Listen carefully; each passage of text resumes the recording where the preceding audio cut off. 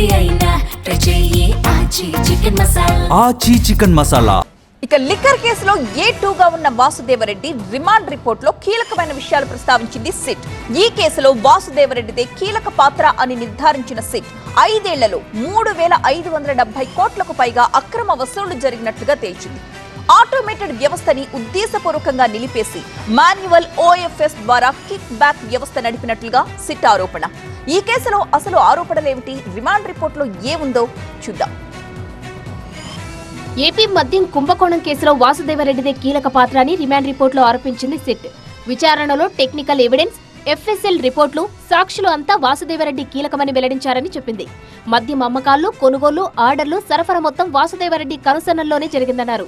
APSBCL కార్యకలాపాలు మొత్తం ఆన్లైన్లో ఉండగా వాటిని మాన్యువల్ గా మార్చడంలో కీలక పాత్ర వాసుదేవరెడ్డిదే అని చెప్పింది సిట్. APSBCL వ్యవస్థ మొత్తాన్ని ఎలాంటి అనుమతులు లేకుండానే మాన్యువల్ గా నడిపారని, ఈ మద్యం స్కామ్ లో మొత్తానికి సిండికేట్ గా ఉంటూ అధికారులు సిబ్బందిని నడిపించారని సిట్ తెలిపింది. ఈ కేసులో A1గా ఉన్న రాజశేఖర్ రెడ్డి, అతడి అనుచరులు సుమిత్ ప్రకాష్ల ద్వారా సెటిల్మెంట్లు చేశారని సిట్ అధికారులు ప్రస్తావించారు. OFS మొత్తాన్ని సిండికేట్ మెంబర్స్ తో కలిసి వాసుదేవరెడ్డి నడిపించారని సిట్ అధికారులు ఆరోపించారు. లిక్కర్ ఆర్డర్స్ ద్వారా కిడ్ బ్యాగ్స్ తరలించడం, బ్రాండ్స్ మార్చి సేల్స్ మానిటరింగ్ చేయడం, నచ్చిన బ్రాండ్స్ తేవడం, నచ్చని వాటిని నిలిపివేయడం వంటి పనుల్లో వాసుదేవరెడ్డిదే కీలక పాత్ర అని చెప్పింది సిట్.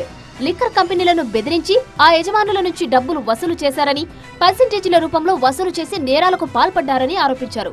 పబ్లిక్ సర్వెంట్గా ఉంటూ క్రిమినల్ నేరాలను ప్రేరేపించేలా వాసుదేవరెడ్డి వ్యవహరించారని తెలిపింది. ఈ కేసులో A2గా ఉన్న వాసుదేవరెడ్డి తన విధులను దుర్వినియోగం చేసి ప్రభుత్వ ఖజానాకు నష్టం చేశారని, లిక్కర్ సేల్స్ ఆర్డర్స్ వంటి సున్నితమైన అంశాలను ప్రైవేటు వ్యక్తులకు షేర్ చేశారని రిమాండ్ రిపోర్టులో సిట్ తెలిపింది. లిక్కర్ స్కామ్ ఎలా చేయాలనే దానిపై తరచూ సమావేశాలు నిర్వహించారని తెలిపింది. 2019 నుంచి 2024 వరకు APSBCL కేంద్రంగా ఈ అవినీతి జరిగినట్టు రిమాండ్ రిపోర్టులో అధికారులు వెల్లడించారు. గతంలో కంప్యూటర్ ఆధారితంగా నడిచిన OFS వ్యవస్థను ఉద్దేశపూర్వకంగా నిలిపివేసి మాన్యువల్ విధానాన్ని ప్రవేశపెట్టారని ఆరోపించింది. కిక్ బ్యాక్లు ఇచ్చే బ్రాండ్లకు ప్రాధాన్యత ఇచ్చి ఇవ్వని వారికి OFS కోత విధించారని, తద్వారా మార్కెట్ను నియంత్రించారని పేర్కొంది. చీప్ బ్రాండ్ల కేసుకు 150 రూపాయలు, మిడ్ రేంజ్ కు 200 నుంచి 350 రూపాయలు, హై ఎండ్ బ్రాండ్లకు 600 రూపాయల చొప్పున వసూలు చేసినట్టు చెప్పింది. మొదట 12% కమిషన్ వసూలు చేశారని, తర్వాత దాన్ని 20% వరకు పెంచారని ఆరోపించింది. నెలకు సగటున 50 నుంచి 60 కోట్ల రూపాయల వరకు వసూళ్లు జరిగాయని, మొత్తం 5 ఏళ్లలో 3,570 కోట్లకు పైగా అక్రమ సేకరణ జరిగినట్లు అంచనా వేసింది సిట్. ఆ డబ్బును ఎన్నికల ఖర్చులు, రియల్ ఎస్టేట్, షెల్ కంపెనీలు, క్యాష్ లావాదేవీలకు మళ్లించారని ఆరోపించింది.